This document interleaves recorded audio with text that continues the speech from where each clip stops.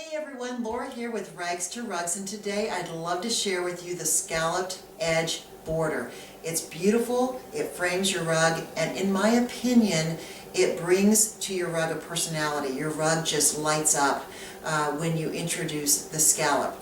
There are many patterns out there. This happens to be one I wrote years ago, and I've been using it ever since. I love it. Hopefully you'll love it too. I use the scallop border on my oval rugs, and I did bring a sample of a rug that's from my own home. This happens to be a rug that I've got in my entry, and it's made out of flannel. I did introduce a black band of color on it, and you can see the sweet scallop that's on this. And I love this rug. I use it all the time. You can also use the scallop border on your round rugs. So I brought also a sample of a round rug. This is a rug that I've got on a small table in my dining room. When I worked the rug out of the wonderful jute, it was just a basic rug until I introduced this wonderful scallop, and you can see just how beautiful this is. So feel free to use this pattern on your oval and round. Now the rectangular rugs, on the other hand, I don't normally do the scallop border on the rectangular simply because we have defined those sharp corners, and we want to maintain that. And when you introduce that scallop border, number one, it doesn't look quite right, but more importantly, it's very challenging to make that scallop border work on those rectangular rugs. So definitely the oval and the round. Keep in mind when you're making these rugs that the scallop itself is 2.5 inches. So you need to allow for an overall width and length adjustment of 5 inches, 2.5 inches top and 2.5 inches bottom. This is very important, particularly when you are doing perhaps custom rugs for a customer. And if the customer asks for you to make an oval rug that is 24 by 36, you need to adjust both width and length by that overall 5 inches for your scallop.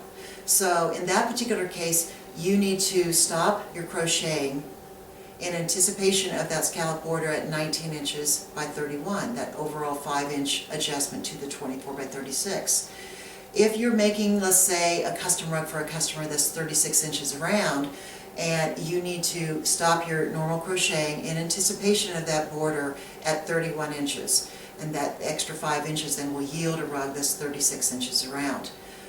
Very important, and this one I can't stress enough, this pattern is 4 stitches on center, and so count the last stitches on that round before you start your scallop border, and make sure that that number of stitches is divisible by 4. It could be 72 stitches or 100 stitches or 120 stitches. So long as that number is divisible by 4, you'll be just fine.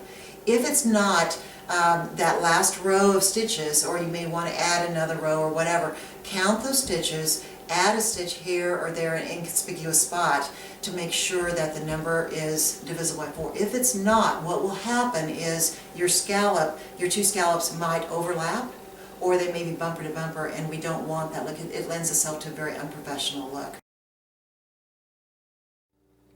So let's get started. A question that's frequently asked me is, where do you start the scallop on your rug? And that's a great question. If you remember on your DVD, we share with you a wonderful tip, and that is, as you are approaching the tail on your rug, that is your cue that you're starting a new round. So having said that, the logical place to start your scallop is after you've completed the pattern on the end of your rug. That very next stitch is where the best place is to start this wonderful scallop on your rug. So Laura, if you want to come around, we'll go ahead and demonstrate, and maybe you can zoom in on the actual stitches. So what we're going to do is this is the last stitch on the completion of that previous round. So we've inserted our hook. We are now going to insert our hook in that very next space. We're going to hook the fabric and draw it through all the way through and tighten down that stitch right there, and then chain up. Just do one single chain like that. We're then going to skip this next stitch, and we're going to be working the following stitch, and we're going to put in there 5 double crochets. That's a lot of stitches in one space, but I assure you it will look beautiful. So if you've never done a double crochet, this is a good chance for you to learn. What we're going to do now is we're going to hook our fabric, We're going to insert our hook in that not the next space, but the following space. We're going to hook our fabric again, draw it through, and if you'll notice, we've now got 3 loops on our hook. We're going to hook our fabric, draw it through 2 of those loops, hook our fabric one more, and draw it through the remaining 2 loops on your hook, and that is a double crochet stitch. We're going to repeat that 4 more times. So again, this is a great chance for you to learn this double crochet stitch. We're going to hook our fabric, insert our hook, draw that, or hook the fabric again, draw it through, hook the fabric and draw it through 2 of them, hook our fabric and draw it through the remaining 2. And we're going to repeat that stitch 3 more times in that same space. Hook our fabric, insert, hook our fabric, draw it through 2, insert our fabric and draw through the remaining 2, and we're going to do 2 more of those same stitches. Okay, so hook our fabric, insert, hook our fabric, draw through 2, insert our fabric or hook our fabric and draw through the remaining 2.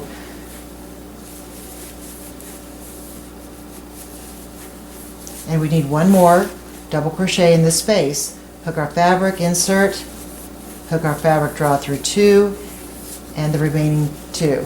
So now we've got 1, 2, 3, 4, 5 double crochets. At this point then, what we're going to do is we're going to skip that next stitch, and we're going to insert our hook in the following stitch.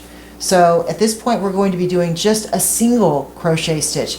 So we're not going to be hooking our fabric first, and instead we're just going to be inserting our hook, drawing the fabric through, hooking our fabric and drawing it through for a single crochet stitch. Again, we're going to repeat that pattern, so we're going to skip this stitch, insert our hook in the following one, and we're going to do 5 double crochets. So with a double crochet, you're going to hook your fabric first, insert your hook, draw it through 3 loops on your hook, hook the fabric, draw it through 2, hook your fabric and draw it through the remaining 2. And we're going to repeat that again 5 times in that same space. That's 3. Here's 4. And we have 1 more stitch to do. And this is your 5th one. And again, we're going to repeat that pattern, so we're going to skip a stitch, insert our hook in this next stitch, and do a single crochet, which at this point we're just going to insert our hook, hook the fabric, and then draw it through. You're going to repeat this beautiful scallop pattern all the way around your rug, and if again those stitches on the perimeter of your rug were divisible by 4, when you approach that very first stitch right here, your last double crochet stitch should be 4 stitches or 2 stitches back from that, and it'll be a beautiful blend of this scallop border all the way around your rug, and it'll be absolutely gorgeous.